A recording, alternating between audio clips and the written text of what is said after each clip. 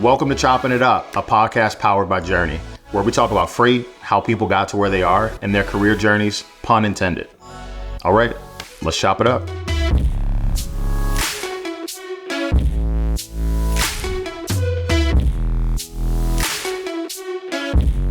Hello. Welcome to Chopping It Up by Journey. I'm your host, Will Jenkins, and today I am joined by Steve Zambo, CEO and founder of AGL. Steve, thank you for being with us today.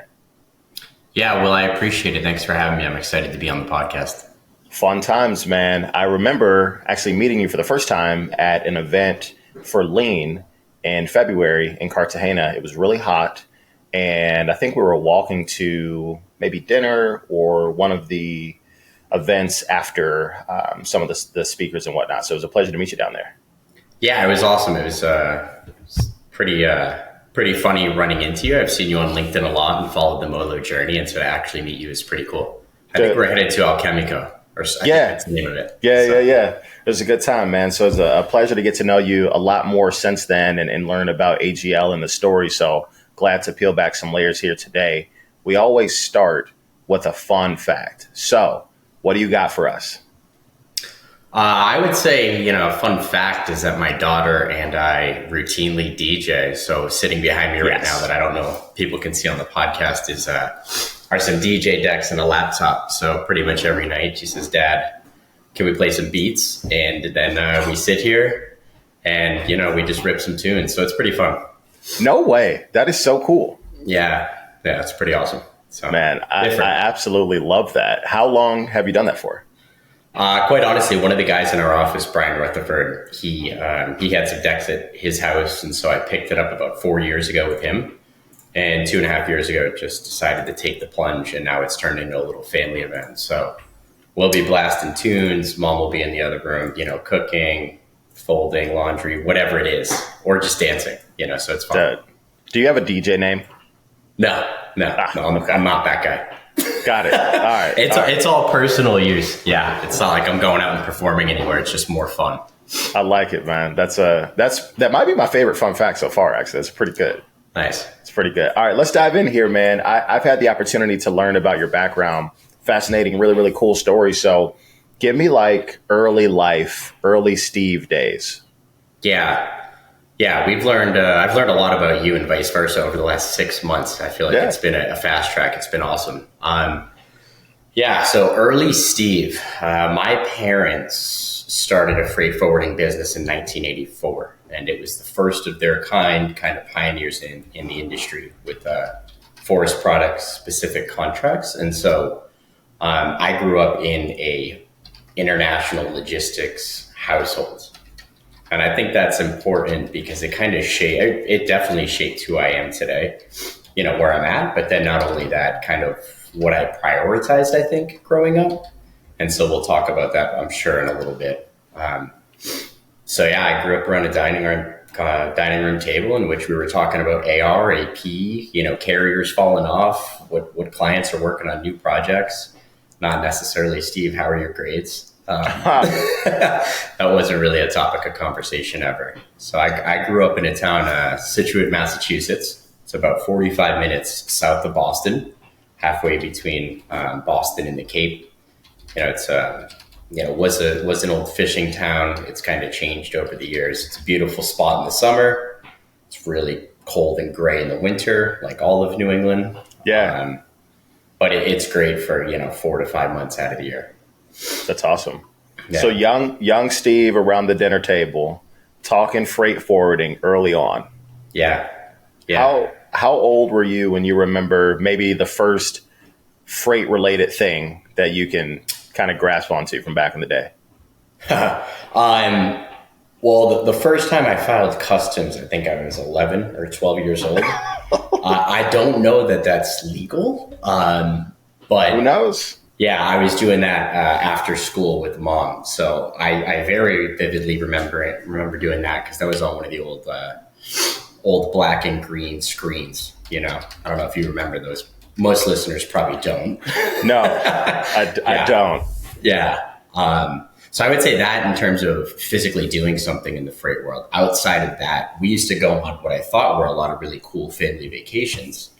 It turns out when we'd go to middle of nowhere, Mississippi, and then down to Biloxi, that my parents were actually visiting clients, and then we'd spend the weekend, at a beach or doing something like that. And so it was definitely a little interesting. It took me a while to recognize what was going on. That's so funny. I mean, your parents are making the most out of a trip, right? A little business, a little family time. Yeah, kind of like when we met in Colombia, you had the opportunity to meet my wife, and I brought my daughter. And so absolutely, that's kind of something, at AGL in general, we embody family, but in my life, I try to include them as much as possible in everything. Dude, I love that, man. So early on, involved in freight through the business that your parents started. When did you start? Well, obviously at 11, you were doing some stuff, but what are some other things that you were able to do during your early teenage, pre-college days? And it can be freight or not freight related. Yeah. So I grew up, outside of growing up in a freight household, obviously if you're going to start a business like my parents did, you have to have a level of, I would say, competitiveness in you. And so my dad actually played collegiate basketball at Lehigh, full ride, played against Kobe Bryant's dad. No way. Yeah, but some other pros. So I grew up basically, I played sports every single season. And then in high school, really shifted over to mostly basketball. And so a lot of my teenage years, quite honestly, were that, playing basketball, playing other sports, just being a normal teen, right?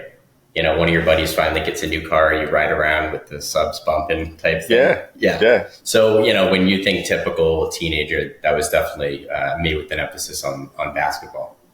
I remember you telling me that you had the opportunity to go see the Suns stadium when we chatted during TIA. And that's when I first learned that you love basketball. It was really, really cool. Yeah. So I know young Steve was probably really hyped to be in that facility, checking it out. It's really cool. Yeah, it is. So that's my second time setting foot on an NBA court. Actually, so the first time was in high school. We went to state. So I was playing in the Boston Garden for my high school team. Ooh. Yeah. Unfortunately, we lost that game. That was tough. We lost by 2 or 3. Fun fact though, there, middle of the game, dove for a ball, got some court burn. My knee started bleeding, was bleeding on my shorts. So, obviously the ref won't let you play if you have blood on you. So they called the timeout. I went to run to the locker room and my coach goes, no, it's going to waste too much time. Just drop him now. So I had to take my shorts off in front of the entire crowd at the Garden, 20,000 or whatever it was at the time. Man, as a high schooler. So that was an interesting experience. Hey, listen, there's no time. You had to get back in there. 100%. Yeah, it was a close game. That's funny, man. So competitive, obviously, I never would have pegged you to be competitive, being sarcastic here. So love to play basketball in high school. What were the next couple of years like for you once you figured out what the next steps would be, college, maybe business type stuff? Yeah, quite honestly, it was 2004. So I was a sophomore going into my junior year of high school, and my parents had said, hey, I think we're going to exit the business soon.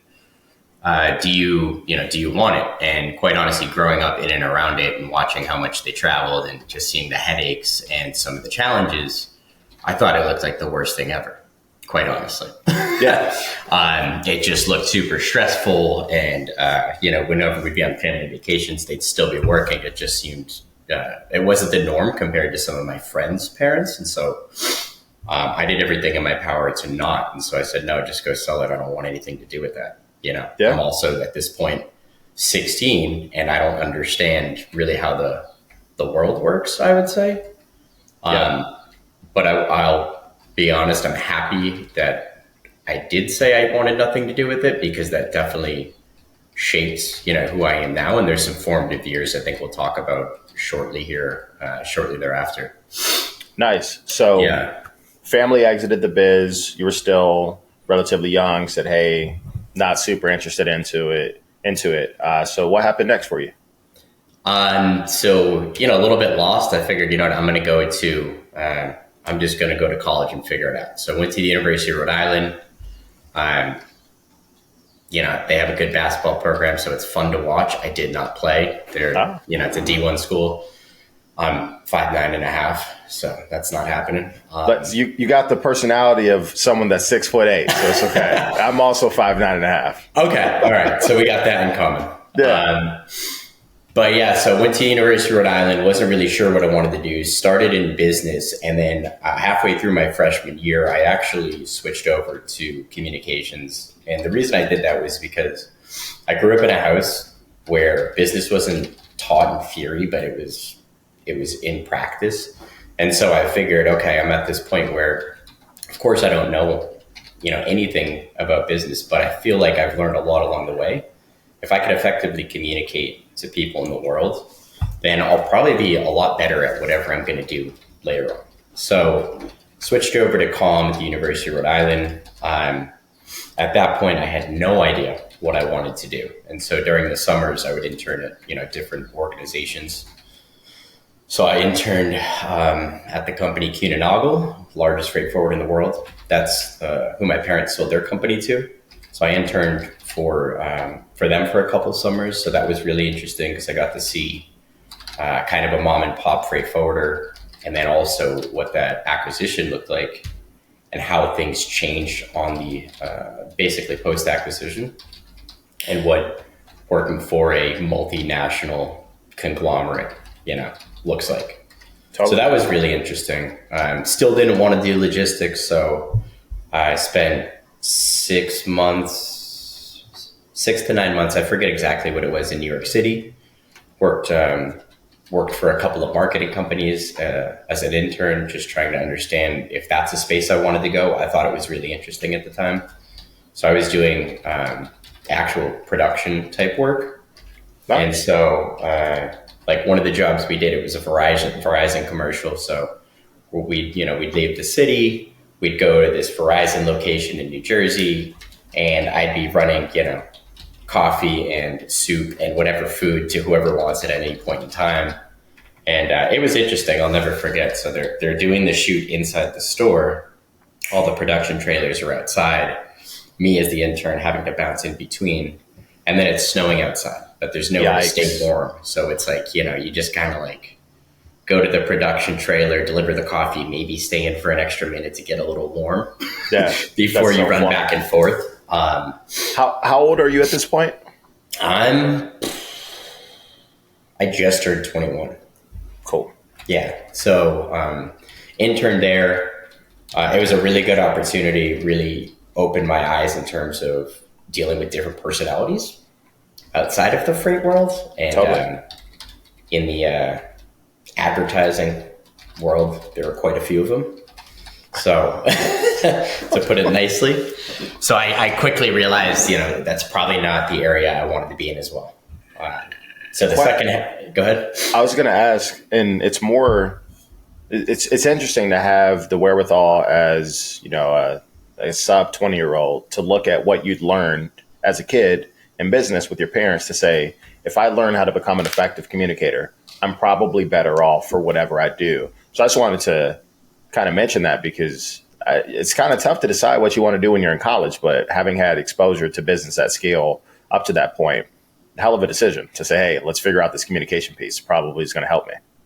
Yeah. I don't know that I actually knew what I was thinking at that moment in time, looking back on it. That's how that's how the cookie crumbled, as they say. But I did always think that, not that I always thought, I really wasn't sure what I wanted to do.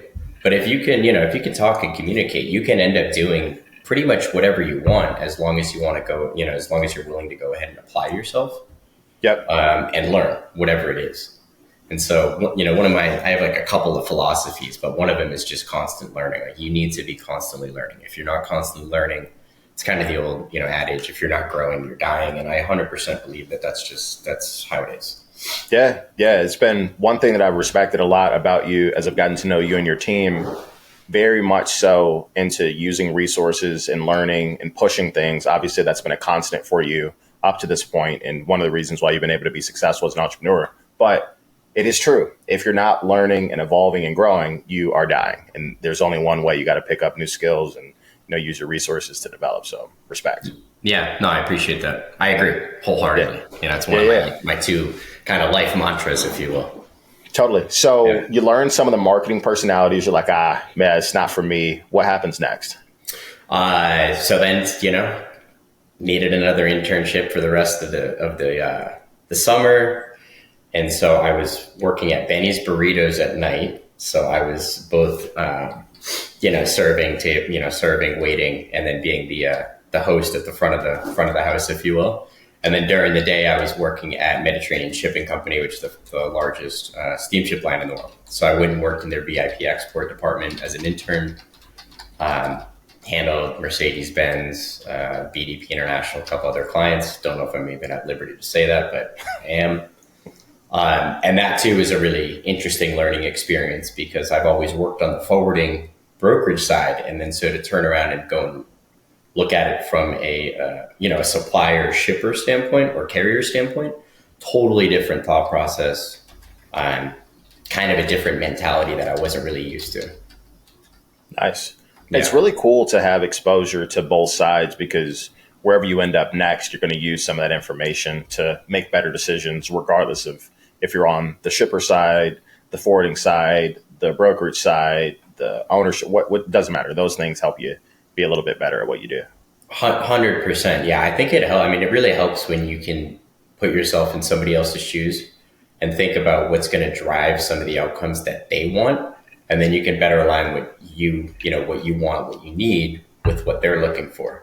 And so it becomes kind of that win-win. And so we'll talk, I'm sure we'll talk about it at some point, but one of the reasons we've been successful is because we've developed really good relationships with our carriers because we understand what they need, and that's super helpful, I think.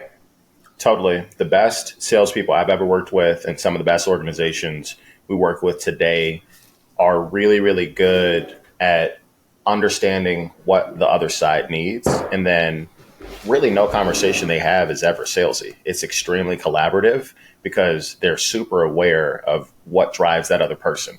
Doesn't matter if it's tech sales, freight brokerage, if your target client is a shipper or freight forwarder, whatever it might be, they've got goals, they have things they need to do. If you understand that better, the conversation's way easier to have because you got to help them get there. Then they probably choose your solution. Yeah, 100%. 100%. So I know you spent some time on the West Coast. Yes. Let's get over. Was that immediately after the Mediterranean shipping company opportunity? No. So at that point, I'm in New York City. I leave New York, go back to Mass, where I'm from. Summer's done, internships are over, go back to school a little bit longer, and it's now 2011, I believe it is. And so, done with school, back in Situate, Mass, and I got a job at a telecom company, pretty large telecom company in Quincy, Mass. Just basically as a filler. Needed a paycheck, wanted to get some working experience, didn't want to sit out, wanted to dive back in. And I was working as what they call an inside wiring analyst. And so go figure, what I would do all day is I would coordinate techs from a logistics standpoint. Hey, we got these jobs. We need you to travel to this job. We need you to do X, Y, Z. Here's the time frames, the dates, da, da, da. And so that's pretty much what I did for an entire year. During that year, I'll never forget. It was one of the most restrictive places I've ever worked. And I'm not saying this to bash them, but I couldn't clock in before my shift more than 5 minutes. And I wasn't allowed to stay more than 5 minutes after.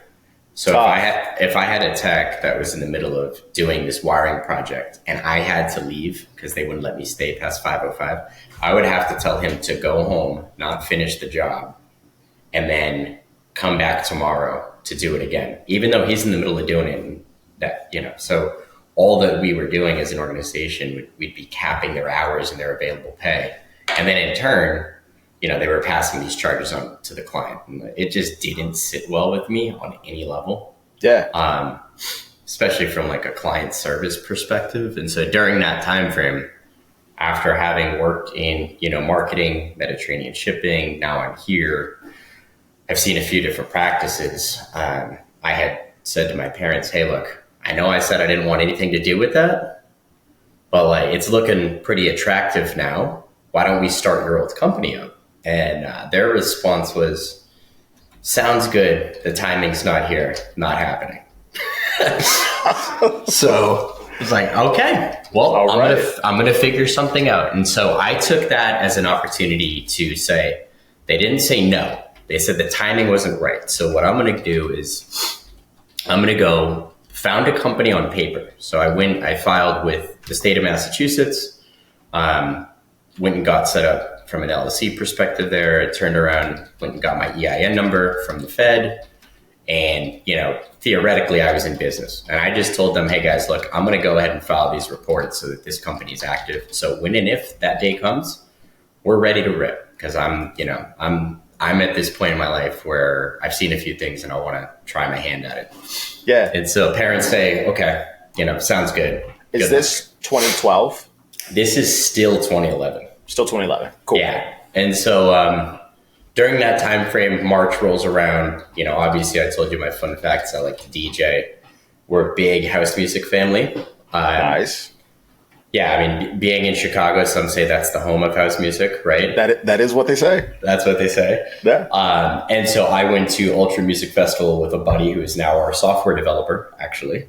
Nice. So I went to Ultra Music Festival, met this amazing girl at the time there who was living in Chicago. So I'm living at home. She's living in Chicago. We meet, great 3 days, and we kept in touch, visit each other a couple times over the next few months. And she originally was born in LA and always wanted the opportunity to go back to LA. And I'm waiting one weekend, I'm hating the job I'm at in telecom. We're not starting, what now is AGL. So I'm kind of at this standstill. Just met this, this great girl. And so I'm sitting there on the weekend waiting for one of my buddies to pick me up, and just started firing off resumes. Came across this opportunity for a Boston-based organization that's opening up a Los Angeles branch. And I said, you know what? Screw it. I'm going to go apply and see what that's about. Now, that was in IT recruiting. I've never done that. So I applied, and I got a call back, and they said, hey, look, you applied on a Saturday. Nobody normal does that on their weekend. Yeah. And so I interviewed with them, and they basically said, all right, look, if you're serious, why don't you come in, work out of the Boston office for 3 months. And then in September, you're starting the LA branch with our CEO. I said, sounds good. Hate where I'm at. Love the opportunity. And, I get to go and be in a 10 by 10 box with the CEO of a company that's doing really well. I don't think I'm going to get a lot of opportunities like that. So I'm going for it. Yeah. So I called the girl that, I had met at Miami, Cynthia, and it's like, hey, look, we've been doing this long distance thing for about half a year. And hey, look, I have an opportunity to move to LA. I got to leave in 3 weeks. If you're in, I'll pick you up in 2 weeks. Wow. Like you let me know. And she said, yeah, screw it. Let's do it. No way. So that, so 3 weeks later, I pick up Cynthia and we're on a road trip to LA for me to open up this branch for an organization. Best sales pitch ever, huh? If you're in, I'll pick you up in 2 weeks. Yeah. Well, it was one, it was, we were kind of at that point where it's like, all right, it's half a year, we got to either figure this out, either we're going to do it and go all in, or we're not. And she wanted to get to LA, and, I had this opportunity, and I was like, I'm going either way. Yeah. I'd love for you to come, but if you don't, I totally understand, because we've only hung out like 5 times, and it's pretty aggressive. Yeah. Hey, man. Sometimes you got to shoot your shot. Yeah, it was definitely shot, right? Yeah. And so it was shot. And so, so I had the opportunity to drive across the country with this beautiful woman over a 5-day stretch, having, never spent more than a weekend at a time together. Now we're locked in a car for 5 days together and living together. So we went 0 to 100. Cynthia, to fast forward, Cynthia is, now my wife. We've been together since that moment. We have a beautiful 3.5-year-old daughter. Let's go. So, the risk was definitely worth it. Obviously, it all worked out. And so, so we had the opportunity to move to LA. Nice. And that was kind of to me that moment when I left Massachusetts was probably the most formative 18 months in my life in terms of where I'm at today. And I say that because, leaving your home, leaving your hometown, which not everybody does. I think it's really important, if you can do it, to go ahead and do it, because your support systems aren't necessarily there. You're solely relying on yourself to figure it out, build a network, either become part of the community or not, but you create your own thing. And once you have the ability to go do that, and you build up that, kind of that self-confidence in doing that, and knowing that, hey, I don't need to be in this space. I can be wherever and I can make it happen. Total game changer. So it totally rewired kind of the way I look at pretty much everything those next 18 months. I didn't know it at the time, but I figured it out shortly thereafter. That's huge. Some of the best and largest steps in our lives don't always seem like they are those at the moment or in the moment. And then you look back and go, shoot, that was a huge deal. Kind of changed the trajectory of where I was headed. Yeah, 100%. I mean, my mom was crying saying I'm making a terrible mistake moving to California 3,000 miles away. Yeah. And I was like, Mom, you can hop on a flight. They do have those airplanes. Yeah, I'm far, but I'm not that far. So I had the opportunity I had the opportunity as long as I want. I started that branch with the CEO like I said, in a 10 by 10. And so my job there was it was almost like, when you think of a freight rep, it's almost like cradle to grave, but in a sales perspective. So my job was to make 100 calls a day, set 15 meetings a week, go on those meetings, go and sell into these companies.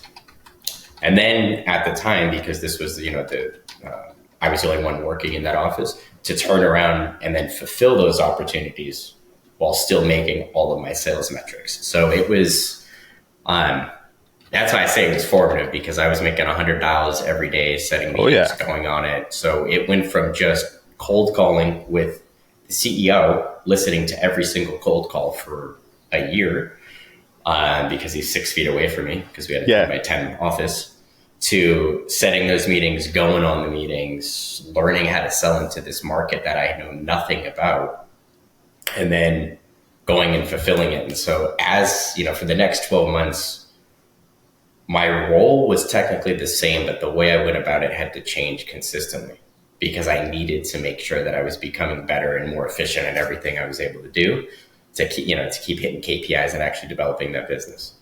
Nice. So we grew that from I grew it from zero to, it was literally $0 to $1 million when I left in GP, and we were selling into DirecTV, Disney. Well, I was selling into DirecTV, Disney, Blizzard, Paramount. So these are big companies. Huge. Yeah. So it was really cool, because I'd go into these places that are campuses and I'd get to see all the behind the scenes. So one of the teams that I ended up hiring for is, a lot of guys will love this, but it was Red Zone. So, yeah. So I got to see Red Zone before Red Zone came out, and they were showing me all the boxes, and I was looking at them like, man, my buddies are going to eat this up. Yeah. 100%. Yeah. And so we were hiring a bunch of BI guys, business intelligence guys, for that particular project. Man, that's awesome. It's really cool to think about what kind of being in the small, tight-knit business with an owner, CEO, teaches you, because you're in a pressure cooker. You and the CEO, you want to perform. You've got standards for yourself.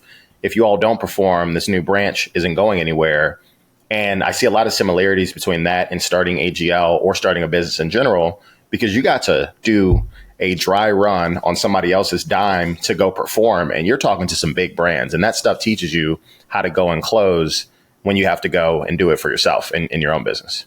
100%. And, sitting next to my CEO, his name's John Paul Tracy, still in contact with him. I view him as a mentor, really great guy, also hyper competitive. He played in the Premier League. I want to say he played for Wolves in soccer. Yeah. Love that. Exactly. And then he came. Yeah. So we hit it off, but, having to face objection after objection after objection, and never having worked in sales or the industry, it's definitely that sink or swim. And so earlier when I had referenced, gaining self-confidence, I went from being kind of like, okay, what do we do? I guess I'll take this shot. There's a lot of just risk taking going on my side. But then it was, all right, I was able to build this up. Like, if I can do this for him, surely I can go and do this for me. Oh, yeah. And right. And so my parents came to visit me for my birthday. So we moved there in September. They came to visit at the end of May, Memorial Day. So we're now 8 months down the pike here. And they had said, hey, we're watching you work 12-hour days for somebody else, and you're absolutely crushing it. Obviously, work ethic isn't an issue. You figured it out. We have some old clients that want us to start up again. What do you think? So my reaction was absolutely, I am in. I'm done waking up at 5 a.m. every day to sit in traffic on the 405 because it's horrible. Awful. Absolutely awful. Yeah, my 6.5 mile commute, because we lived in Koreatown to Venice, would take me anywhere from an hour and 45 to 2 hours a day. So absolutely not. That is so terrible. Exactly. So I'd wake up, go to the gym to try to beat the traffic, get my workout out of the way, sit in traffic, do my thing throughout the day. And then if I left at 5 o'clock, I'd get home at 6:30 or 7. But if I left at 7, I'd get home at 8. So what I'd do is I'd just work till 7 and be productive and just get home at 8. So I was working, some pretty long days. And so I told my parents, yeah, let's do it. Let's start it up. And it took me about 45 days to convince my girlfriend at the time, who was so excited to move to Los Angeles, to turn around, 9 months later and say, hey, we're going to Boston. You're going back to the cold, Let's go back. I know we just did this thing and do something else real quick. Exactly. And so yeah, that was it. Another cross-country drive for us too.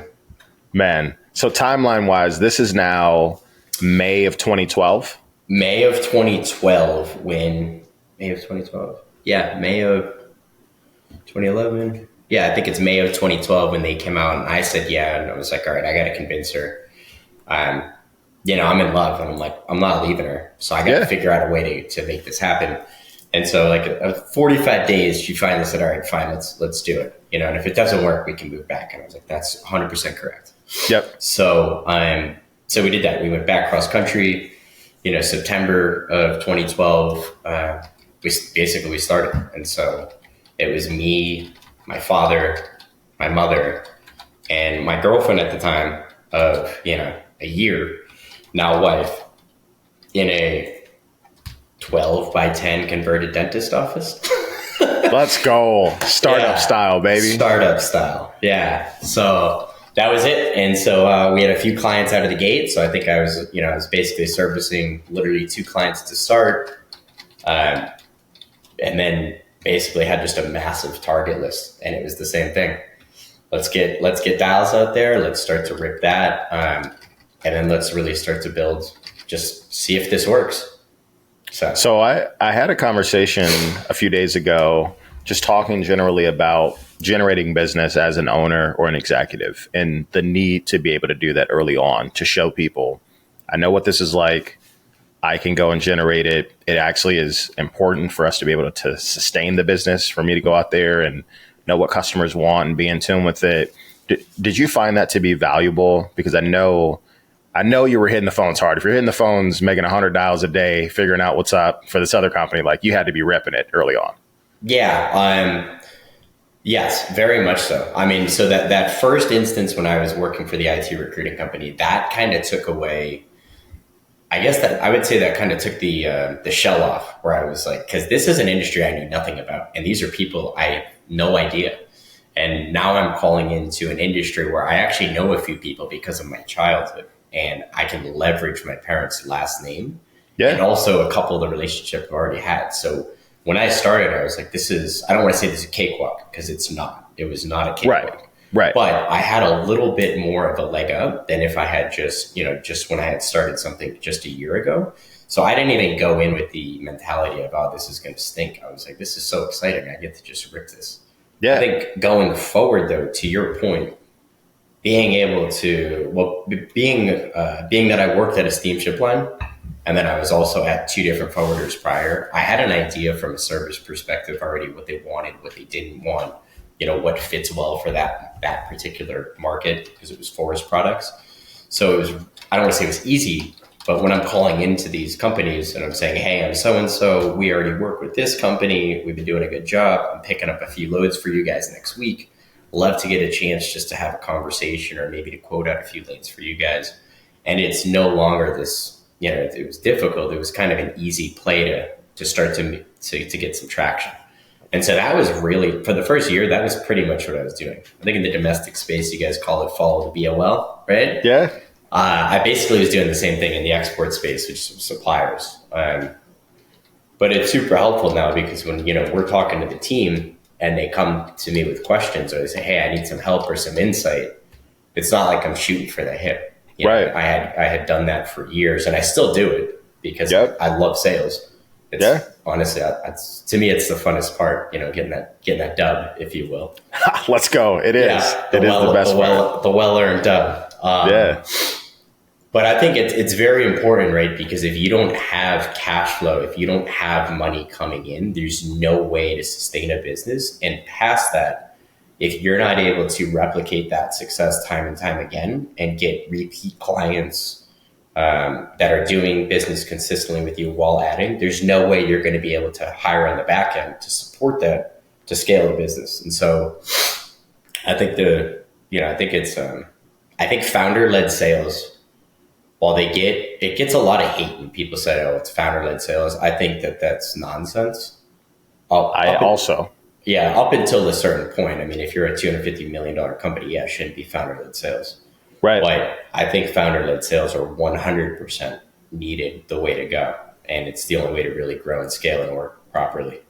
I agree. It's like if you can go and turn this engine on and pour gas into it on your own, it gives you so much more runway and so much more flexibility to build the business. And now you do have a process that you can teach a new person how to replicate. Without that, it's really, really hard. You don't know what good looks like. You're not really sure of the challenges they're going to work through. So I've seen that as, we've worked together and I've seen what you've been willing to do to help build and structure the team so they can go and succeed. So I know the team respects that thoroughly. Oh, yeah, exactly. And I mean, like I said, I think to me, it gets back to learning and development, right? If you're not doing that and you're not trying to push forward, then what are we doing? Yeah, 100%. So you're crushing sales, building the business the first year. Let's talk about a couple of key milestones for the org the next 1, 3, 5 years. Yeah. So we're currently 11 and a half years old. We had our 10-year last September. Well, I guess we're almost 11 years old. We had our 10-year last September. So we didn't hire our first, what I would call non-Zambo, until it was about 18 months in. And that was on just the accounting side, strictly to take some of that back-end admin stuff off. And that was only in a part-time fashion. After that, our first hire was just over the 2-year mark. Nice. And so that was my first time ever having to hire anybody to actually work for me. Totally different ballgame from when I had started to try to hire at the recruiting firm towards the end of my tenure there, because they had an HR team, they had a well-defined process, they had places to post jobs, they had everything, and we're over here, an old dentist, converted space. And I just learned what benefits were like a week ago. Correct. Yes. That is not something I cared about. Like, doesn't matter, as a 25-year-old, benefits are the last thing you're thinking about. Whereas, when you're starting to hire people that have families, totally different conversation. So, so that was our first real hire, full-time hire. It's about 2 years later. Nice. Let's see. So that was 2 years later.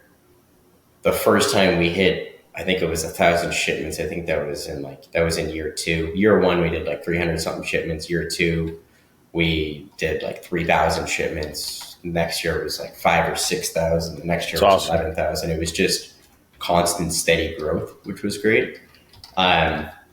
We then finally moved into a new office space at about year 5, I believe it was. And so at that point, year 5, we then had, I think it was about 12 or 13 team members.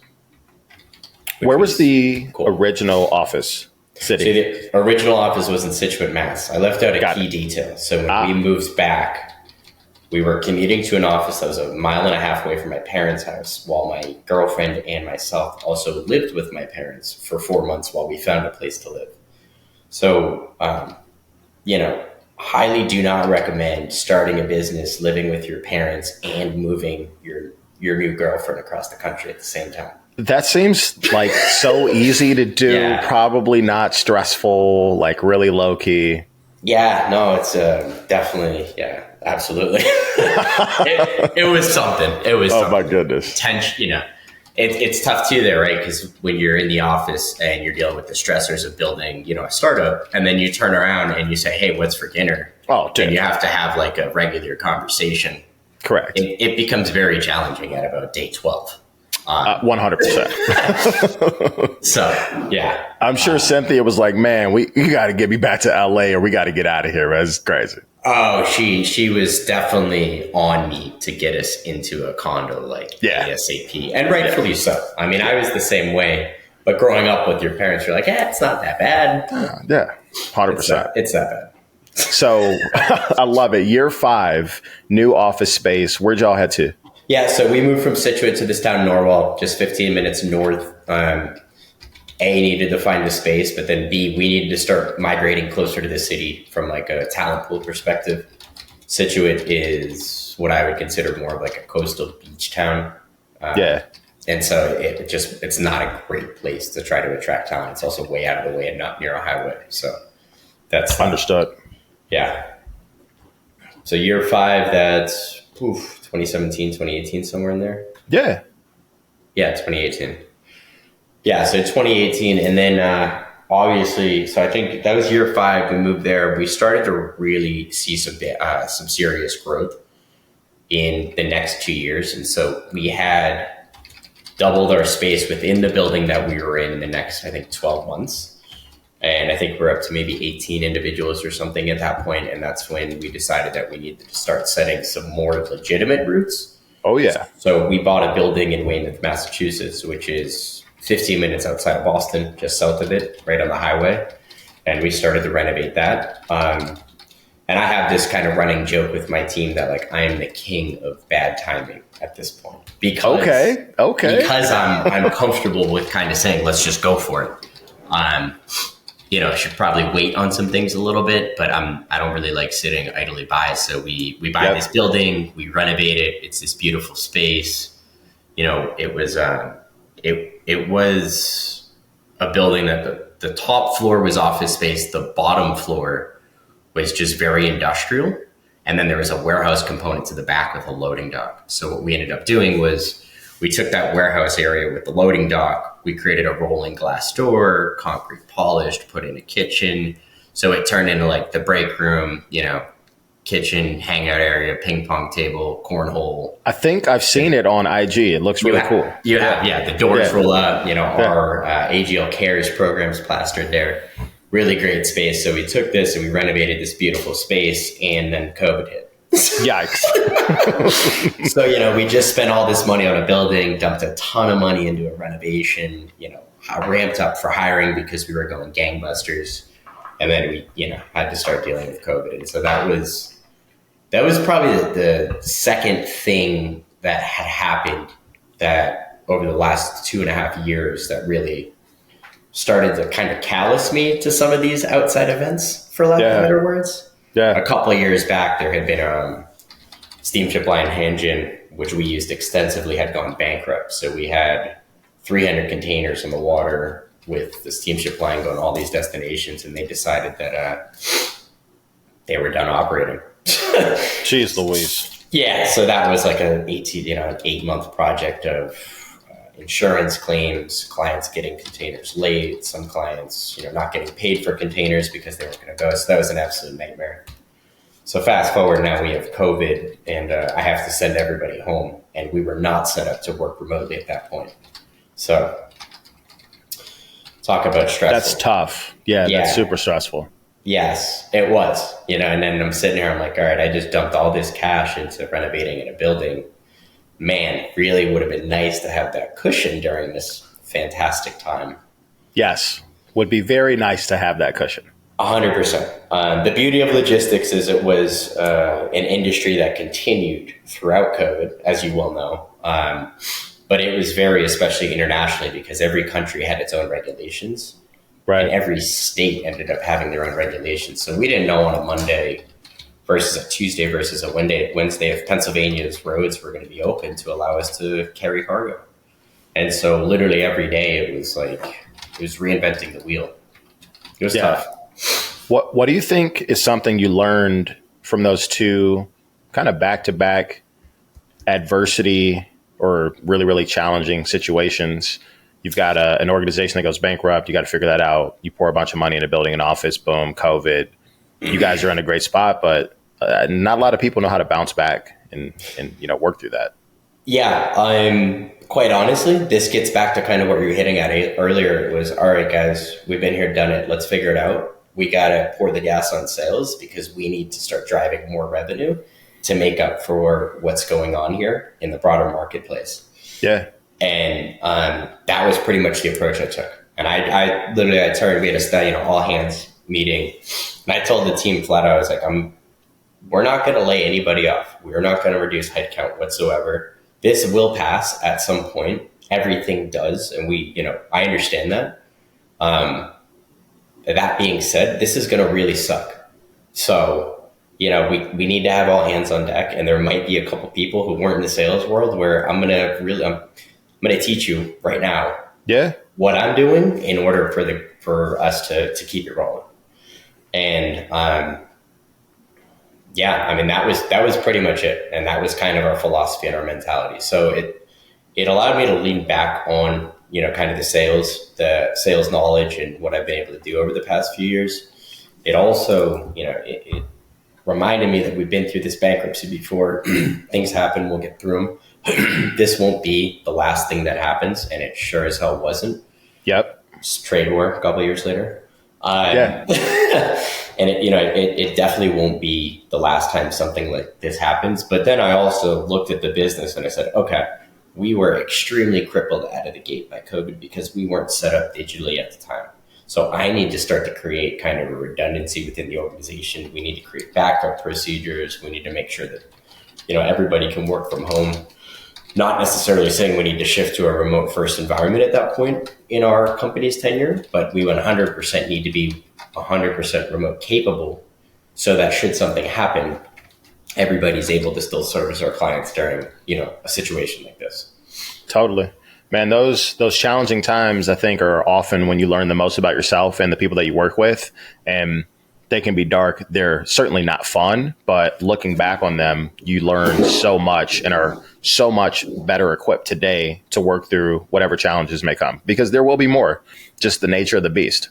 100%. And so one of the blessings from COVID is, we did have a little bit more time to spend together. So my daughter came out of it, which is amazing. Yeah, let's go, baby. Yeah. So that was awesome. And then shortly thereafter, we had a trade war hit. And so that was another one of those uncertainties of what's going to happen today, what's going to happen tomorrow. And with those three things back to back to back over a 6-year period, every, 18 months to 2 years, it was just, all right, one thing holds true. We need clients and we need to sell to more clients. And in order to do that, we need to make sure the team's taken care of. So I think the approach during COVID of we're going to, you guys are the family, you're the team, you're our peeps, and vice versa. We're here to support you. Combining that with we need to continually be trying to grow, because if we're not, we can have situations like these totally cripple us. And I'm not going to let that happen as long as I'm alive. That's just not happening. So, just having those things happen back to back to back, at some point you become, I hate to say this, so callous to the point where it's, hey, you know what, this happened? Okay, so what's the plan? What are we going to do? How are we going to pivot? Do we even need to pivot? Do we need to realign our strategy? Let's figure this out.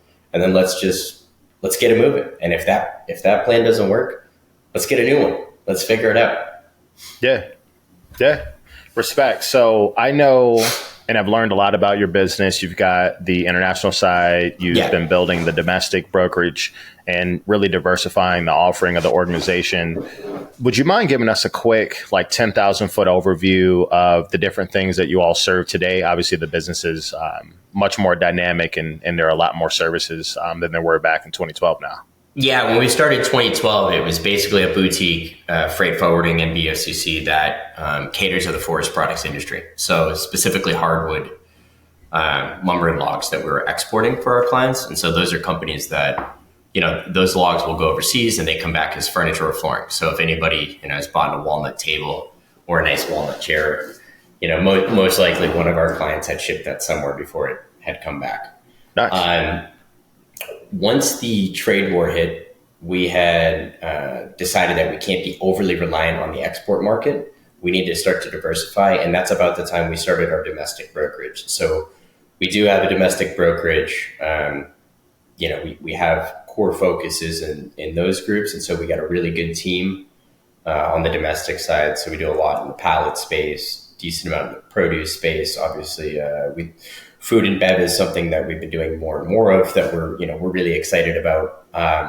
And so we do have a 3PL, a brokerage, and then we also have an import team. And so we've started to do customs brokerage, and we can pretty much handle whatever you need. So the theory is, not the theory, what we decided 4.5 years ago was to no longer be strictly an export company, but now to be an export, import, domestic company and be able to literally handle the entire supply chain for our clients. So if you're somebody that's ordering something from Germany and you need it delivered to Chicago, no problem. We can do that through and through. Or you need to go down to Mexico or have something transloaded, we got you there too.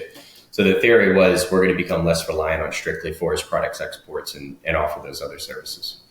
That's awesome, man. I think those are the things that as a seasoned entrepreneur, you start to see as you ride the waves, the ups and downs. You master a core product, something that your customers know very well that you do. And you say, how do I provide more service to them to become stickier and a better provider for what they need? And now you have a full comprehensive set of services that make it easier for you to grow inside of those accounts. There's probably conversations you can have today that 8 or 10 years ago just wouldn't have been, valuable for that particular shipper or that organization because y'all might not have been set up to service them in that capacity. 100%. I mean, you hit the nail on the head. We have more than a few clients now who we do all of it. So we do their domestic, we do import loads for them, handle their exports. We have client portals. We're very data driven. And so, we provide them whatever data that they need. So we have a bunch of clients that have customized reports that are going up to them daily so they can better manage on their side. Yeah. And so, it's just to me, it's just those value adds that over time we'll continually be able to offer and continue to grow. Right. That's awesome, man. So as we wrap up here, I have a couple of final questions I'd love to get some answers on. So if you could look back at 21 or 22-year-old Steve, what advice would you give yourself knowing some of what you know today? 21 or 22-year-old Steve, I think I would tell him that everything is going to work out. So keep taking your risks, but just know that even during those dark times, things will always work out. It's just how you look at it. So I think that's pretty much it for young Steve. I like it. Young Steve will be proud. I can tell you that much for sure. How about future ambitions, man? 10, 20 years from now, what do you want to be looking back at as you continue to build as an entrepreneur?